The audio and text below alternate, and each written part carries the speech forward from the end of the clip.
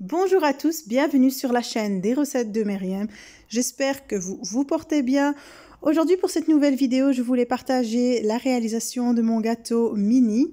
Donc je vais vous montrer comment j'ai réalisé la tête de Mini en 2D avec son petit nœud papillon, les petits papillons, les fleurs. Donc c'est vraiment la réalisation de la déco. Pour ce qui est du lissage, car ici le gâteau est lissé à la ganache de couverture, je laisserai les liens des vidéos précédentes qui ont été déjà réalisées avec cette ganache de couverture et comment est-ce que je fais pour avoir un beau lissage parfait. Je vais aussi vous montrer vite fait l'association de goût que j'ai utilisée pour mon gâteau. Et restez jusqu'à la fin pour regarder comment j'emballe mes gâteaux, mes layer cakes quand ils sont assez hauts comme ça. Donc une idée économique pour vos transports de gâteaux. Alors la première étape, je vais commencer par la préparation de la tête de Mini. Comme vous voyez ici, j'ai juste imprimé une image en deux exemplaires de la tête de Mini. Donc pour le premier exemplaire, comme vous voyez, je vais couper tout autour de la tête.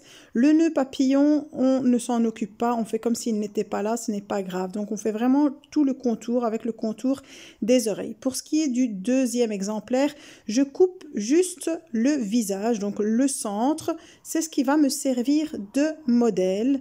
Comme vous voyez ici, je vais pouvoir maintenant les utiliser comme patron pour couper dans ma pâte à sucre. Vous les conservez évidemment à chaque fois que vous en aurez besoin. Vous les aurez facilement sous la main. Je prends ici de la pâte à sucre noire. J'utilise de la poudre Tylose pour pouvoir la faire durcir et que ma tête soit bien dure et tienne bien sur mon gâteau. Je dépose donc le premier exemplaire, donc la tête complète de Mini, et je fais tout le tour. Je coupe vraiment tout autour pour avoir la tête, donc la base. Ici, j'ai un pic en bois, je retourne ma tête et comme vous voyez, je mets très peu d'eau.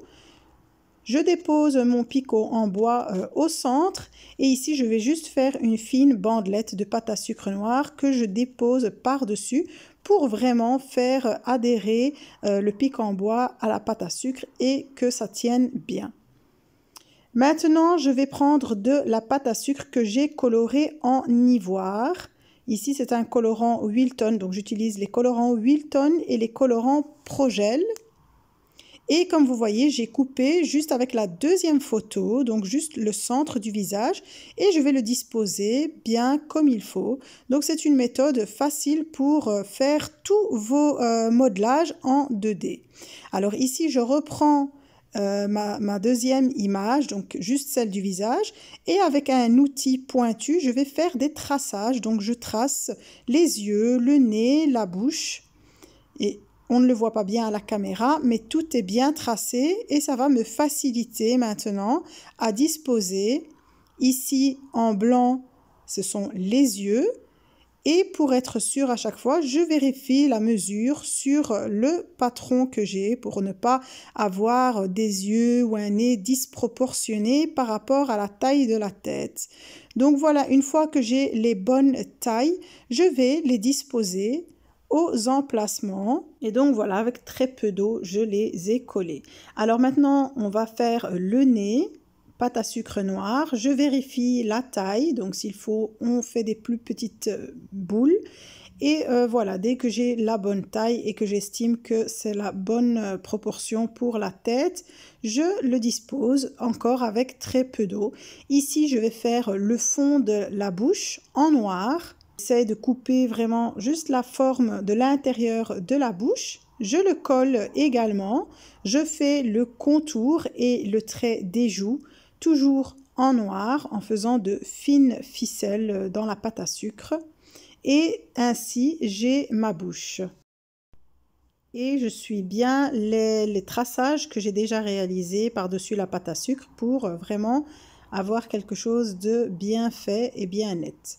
Donc je fais le contour de la bouche aussi par le bas, je coupe l'excédent de pâte à sucre.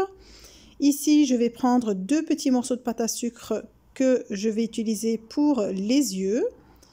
Je fais une petite ficelle de pâte à sucre noire sur le nez, comme vous le voyez ici. Donc on suit vraiment le modèle de base. Et maintenant, je vais faire les cils pour les yeux. Je mets un peu d'eau par-dessus. Je fais de très très fins traits à la pâte à sucre et je les dispose par-dessus.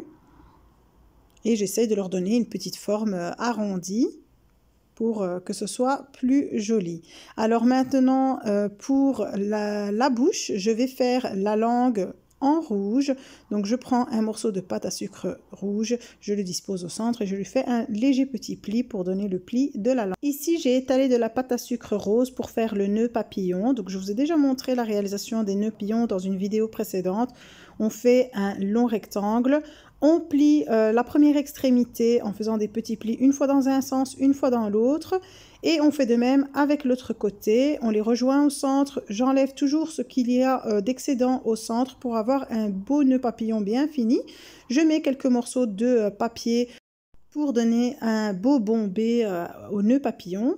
Je prends une fine bandelette, je la plie aussi par-dessus, par-dessous et je la dispose au centre de mon nœud papillon. On a un beau nœud papillon qui fait bien réaliste et qui est bien bombé. Je mets un peu d'eau sur la tête de Minnie et je dispose mon nœud papillon et je le fais bien monter pour ne pas avoir les oreilles qui dépassent. Ici, j'ai fait des petits points blancs que je dispose par-dessus le nœud papillon pour faire les petits pois du nœud papillon. Je les mets avec un peu d'eau. Et voilà, ma tête de Minnie est prête, elle n'a plus qu'à sécher pour bien durcir et pouvoir tenir sur le gâteau. Donc si vous mettez de la poudre tylose dans votre pâte à sucre, vous pouvez la préparer, on va dire, la veille ou 2-3 jours avant. C'est toujours mieux de s'y prendre à l'avance pour avoir une déco bien dure et qui tienne bien sur le gâteau. Maintenant, on va passer à la préparation des papillons et des fleurs qui vont aussi venir sur mon gâteau et qui doivent aussi durcir. Donc, je les prépare aussi en avance. J'ai de la pâte à sucre rose ici. J'ai aussi mis de la poudre tylose dedans. J'ai des emporte-pièces en forme de papillons de diverses tailles. Et ici, j'ai des jauges. On ne voit pas bien à la caméra, mais c'est le numéro 18. Donc, ce sont des jauges qui sont assez épaisses et qui tiennent bien. Avec une pince, je vais couper en 3 ou en 2, c'est comme vous voulez, c'est selon la longueur que vous voulez. Et une fois que j'ai découpé mon papillon dans la pâte à sucre, je trempe ma jauge dans de l'eau et je l'enfonce délicatement. Il faut vraiment qu'elle soit bien centrée. Et je laisse sécher. Quand ça va durcir, ça sera complètement bien collé. Le papillon ne bougera plus par-dessus la jauge. Et je fais pareil avec des emporte-pièces sous forme de fleurs avec aussi diverses tailles. Je vais varier en faisant aussi des blanches. Et pour le cœur, le centre des fleurs, soit vous roulez un peu de pâte à sucre sous forme de boule, soit vous utilisez des perles en sucre. Ça reste comme vous voulez. Donc voilà, ça c'est pour la décoration qui va venir sur mon gâteau. J'ai également coupé dans la pâte à sucre avec mon emporte-pièce rond à bord cannelé, donc un cercle, dans lequel je vais pouvoir coller l'âge, mettre des petites fleurs autour et ça donne très beau pour marquer l'âge sur un gâteau. Donc on peut après le disposer au centre du gâteau, ça donne très joli. Donc voilà, j'ai terminé toute la décoration qui va se mettre sur le gâteau. Je l'ai préparée à l'avance pour être tranquille et pour qu'elle sèche et durcisse. Maintenant ici, vraiment juste pour vous donner l'idée, donc ce n'est pas le but de la vidéo de vous montrer vraiment le fourrage. Ici, j'ai une ganache de couverture au chocolat blanc que j'ai colorée en rose. Ma génoise, elle est à la vanille. J'ai un sirop. J'ai une ganache montée au chocolat noir et un lemon curd. C'est vraiment top, vraiment pour vous donner une idée d'association du goût. Le chocolat noir et la crème au citron, c'est délicieux. Alors ici, donc, mon gâteau a été fourré, il a été lissé, il est prêt à être décoré. C'est le jour J. Avant de sortir mon gâteau du réfrigérateur, je prépare la bande de pâte à sucre qui va venir autour du gâteau. Vous voyez, j'ai coupé une fine bande, je la roule, je la laisse de côté et je vais prion qui va venir sur la face du gâteau. Donc, c'est les mesures que vous voulez. Donc, c'est vraiment comme vous voulez. Moi, je le fais toujours à la dernière minute. Je ne prends pas le temps de réfléchir aux mesures que je vais prendre. Vous voyez, le nœud papillon, c'est toujours la même technique. On plie au centre, on retire l'excédent et on va le coller par le centre avec très peu d'eau. Alors une fois que j'ai terminé de préparer mon nœud papillon, je sors mon gâteau du frigo et je peux enfin passer à la déco de mon gâteau. Vous voyez, il est bien lissé, il a passé une nuit au réfrigérateur, la ganache a bien figé, bien durci. Je commence à coller donc mon bandeau de pâte à sucre tout autour de mon gâteau. Ça donne une petite finition et ça donne très joli pour le nœud papillon. Alors ici, vous voyez, je vais mettre le nœud papillon directement sur la ligne qui limite donc la bande de pâte à sucre pour qu'on ne la voit plus. Le défaut est caché derrière le nœud papillon. Je le dispose comme il faut, j'arrange les côtés. Et ici, je vais couper avec mon emporte-pièce rond des petits pois que je mets tout autour de ma bande de pâte à sucre et sur le nœud papillon. Je vais pouvoir maintenant disposer sur mon gâteau la tête. Vous voyez, elle a bien durci, elle est solide, elle ne risque pas de s'effondrer. Et je l'enfonce, toujours vérifier que le pic en bois soit de plus petite taille que la hauteur de votre gâteau. Donc la tête doit arriver tout juste sur le gâteau. Ici, je mets très peu d'eau. Je colle donc le rond avec l'âge. Et maintenant, je vais piquer les papillons, les fleurs, un peu comme je veux, tout autour de la tête de Minnie, donc sur le haut du gâteau. Quelques-uns que je vais peindre avec du doré.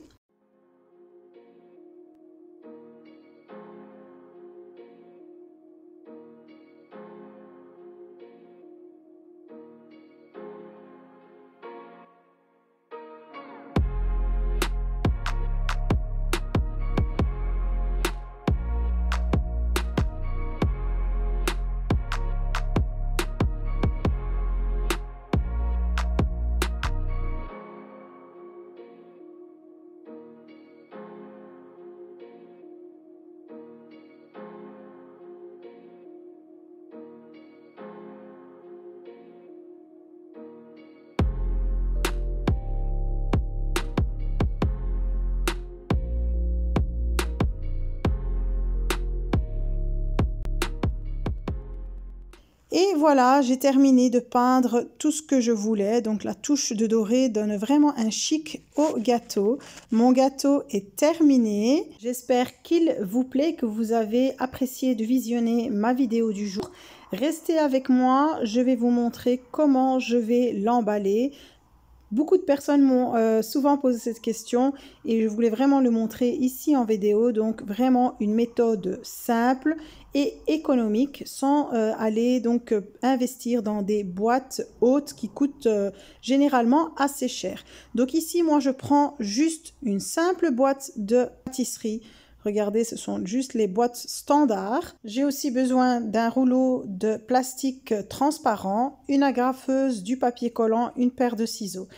Donc, je dispose mon gâteau dans la boîte et je vais rabattre donc le côté qui doit normalement se fermer. Regardez, je vais l'agrafer. Donc, en fait, je le fixe pour qu'il ne bouge plus. Bon, avec une seule agrafe, ça tient aussi très bien. J'en ai mis 3.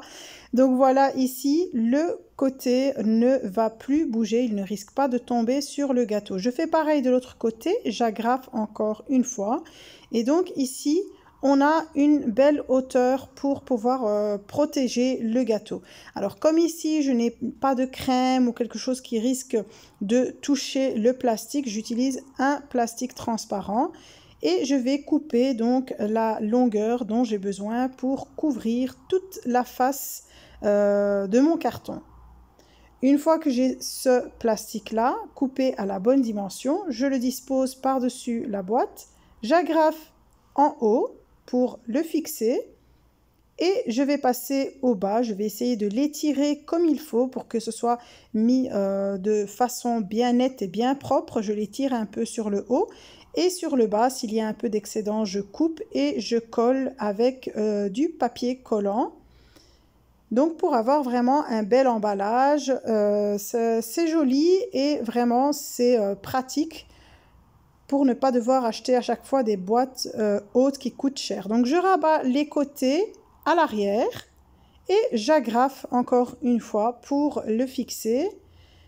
Après, je peux mettre quelques morceaux de papier collant pour coller donc les côtés qui restent derrière. Je passe au côté de ma boîte, je retire le surplus de plastique et je colle avec du papier collant pour vraiment bien fermer cette boîte et que le gâteau soit bien protégé. Voilà, regardez, le gâteau est bien protégé, il ne bougera pas dans la boîte.